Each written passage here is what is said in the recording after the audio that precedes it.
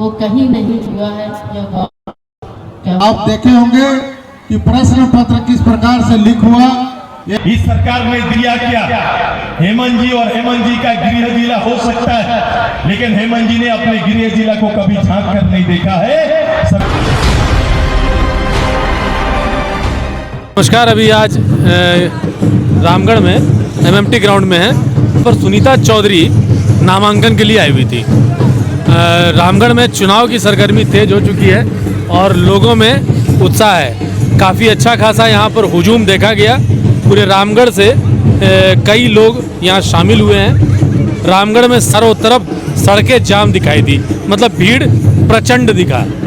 तो यहाँ पे कुछ लोग आए हुए हैं, उसी रैली में आए हुए थे। उनसे बात करेंगे कि क्या माहौल लग रहा है और जो यहाँ भीड़ दिखी क्या ऐसा ही वोट में भी दिखाई देगा क्या? क्या नाम हुआ भाई जी? मैं हेमलाल कुमार महतो, आसू पार्टी के केंद्रीय सचिव। कहाँ रहते हैं आप लोग? या रामगढ़? मेरा रामगढ़ घर भी हुआ और मेरा मांडू भी घर हुआ, दोनों जगह मेरा घर हुआ। अच्छा, तो रामगढ़ में जिस तरीके का आज भीड़ दिखा, ये भीड़ आपको परिणाम में बदलता दिखाई देगा?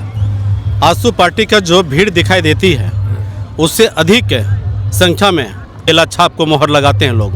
हाँ जी। तो मूल रूप से अगर देखा जाए तो आप लोग तो अब तो चुनाव की तैयारी में लग गए होंगे जी।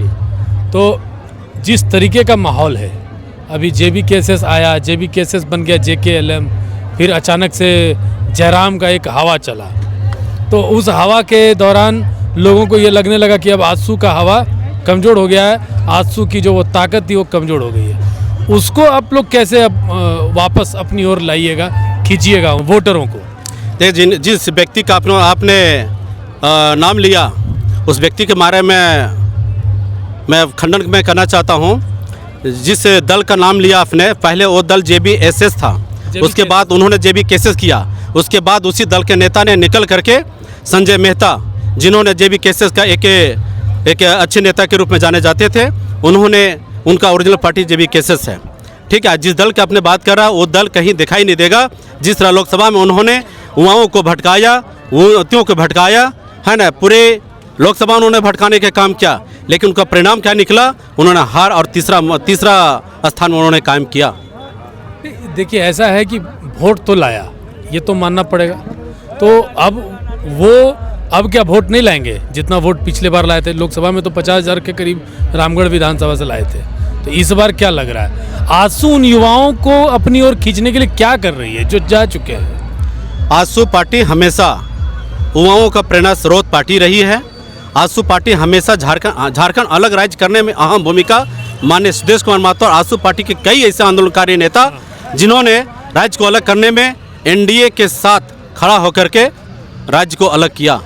राज्य अलग होने के बाद आजसू पार्टी और भारतीय जनता पार्टी NDA गठबंधन पूरे तटस्थ होकर के राज्य को नवनिर्माण करने के लिए पूरी ताकत लगाया है। अच्छा, अभी आपको सबसे बड़ा चुनौती, अगर बात करें, आप तो चुनाव लड़ रहे हैं, लड़ाई होगी तो पक्ष होगा विपक्ष होगा।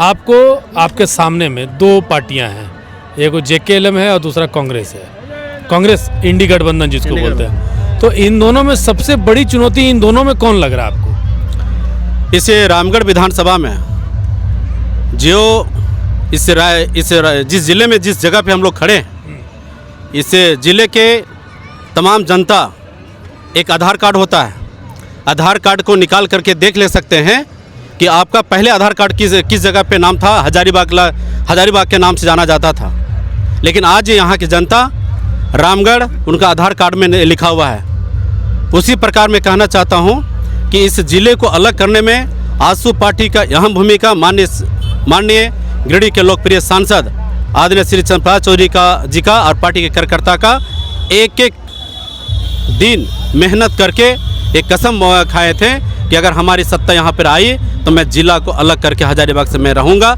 और यहाँ के जनता का चहुमुखी विकास करने में आजसू पार्टी अहम भूमिका निभाएगा। देखिए, ऐसा है कि बहुत जगह पे हम लोग सड़क जाते हैं तो सड़कें सच में बनी है, समारनालय का विकास हुआ है, बहुत सारे भवन निर्माण हुए हैं, लेकिन अभी भी बहुत कुछ बाकी है अभी भी। तो इसमें अब प्रमुखता से क्या मुख्य विषय क्या रहेगा? आगे चल के आप लोगों की मतलब बोलते हैं ना कि आने के बाद रामगढ़ विधानसभा में आप कैसे विकास का योजना बना रहे हैं, क्या क्या डेवलपमेंट करेंगे आप लोग? आपको शॉर्ट में समझा दे रहे हैं आपको, है ना। सबसे पहले मैं ये कहना चाहता हूँ, जिस तरह प्रत्येक साल मतदाता का जन्म भी होता है और कुछ मतदाता का मृत्यु भी होती है, उसी प्रकार कई राज्य का 81 विधानसभा में जनसंख्या जैसे जैसे बढ़ता है, उसी प्रकार जो खाली ज़मीन होता है, उस खाली ज़मीन में ज़मीन को लेने के बाद लोग घर द्वार बनाता है, घर द्वार बनाता है, उसके बाद धीरे धीरे उसका विकास होता है, सड़क का, नाली का, बिजली का, शिक्षा का, है ना। तो रामगढ़ जिला चंद्रप्रकाश चौधरी आजसू पार्टी के नेतृत्व में, सुदेश महतो जी के नेतृत्व में इस जिला का काफ़ी विकास हुआ है। अब विपक्ष का तो काम है उसका नुस्ख निकालना। मैं कहना चाहता हूं, जो मैया योजना जो निकाला है ना, मैं इंडी सरकार का जो अभी राज्य का सरकार है हेमंत सोरेन जी, मैं उन वो नेता को और साथ ही साथ राष्ट्रीय जनता दल और कांग्रेस के नेताओं से मैं ये पूछना चाहता हूं मीडिया के माध्यम से कि आप जो जितने जी 300 वादा किया था, 300 वादा में एक भी वादा उन्होंने पूरा करने का काम नहीं किया। मैया योजना जुमलेबाजी योजना है। तो चलिए, ये और कुछ लोग हैं आजसू और भाजपा के भी लोग हैं। क्या आप लोगों के पास क्या योजना है? मिलजुल करके आप लोग काम करना है अब आपको। सबसे पहले तो मैं सर एक भारतीय और हिंदुत्व होने के नाते मैं आपको जय श्री राम से वेलकम करता हूं। मेरा नाम महेंद्र कुमार प्रसाद हो गया और मैं इसी रामगढ़ जिला का रहने वाला हूं। सर, दुख हमें इस बात की है कि हमारे रामगढ़ जिला को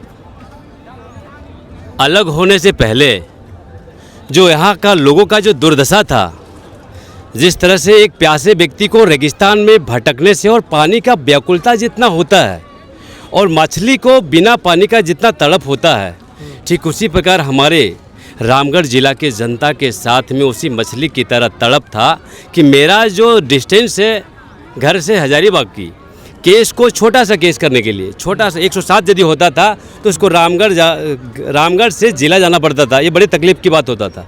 तो इसमें जो है एक सोच आया, उस पौधा की तरह, उस रोशनी की तरह, उस प्यासे व्यक्ति को पानी प्यासा जिस तरह से मिटाता है प्यास पानी, उसी प्रकार के चंद्रप्रकाश चौधरी के अंदर में एक सोच का उपज निकला, एक बीज की तरह कि रामगढ़ के जनता को जो तकलीफ होता है आने जाने में, इसको हम सामने कैसे करें, दूरी को सामने कैसे लाएंगे। मैंने उसको उन्होंने हजारीबाग की जगह रामगढ़ का जिला की बात कर रहे हैं कि बना दिया। तो ये एक काम हो गया। अब क्या है कि वर्तमान में आपको चुनौतियां दिखाई दे रही होंगी। रामगढ़ में चुनाव लड़ रहे हैं, चुनाव जीतना भी है। चुनौतियां क्या है, उनको कैसे पार पाइएगा, ये इस पे बताइए। चुनौतियां सर पार पाने की मेरे पास में ऐसे ऐसे विकास की जो नज़रें हैं जो दिख सकता है, जैसे कबूतर जो है छोटा सा दाना अगर हम गिरा देते हैं जमीन पे तो उसी चीज़ को चुनती है जो उसको दाना दिखाई देता है। ठीक उसी प्रकार से हमारे रामगढ़ में विकास की जो गंगा दिख रही है। सबसे पहले आप एजुकेशन के मामला देख लीजिए तो बड़ा बड़ा कॉलेज, पॉलिटेक्निक कॉलेज वगैरह खुल गया। ये अथाह प्रयास, ये आंसू की देन है। आपने देखा कि कैसे लोगों में उत्साह है और लोग अब बदलाव की बात कर रहे हैं। हालांकि ये तो चुनाव के परिणाम में पता चलेगा कि अभी तक के लिए इतना ही। हम और भी किसी लोगों से बात करेंगे।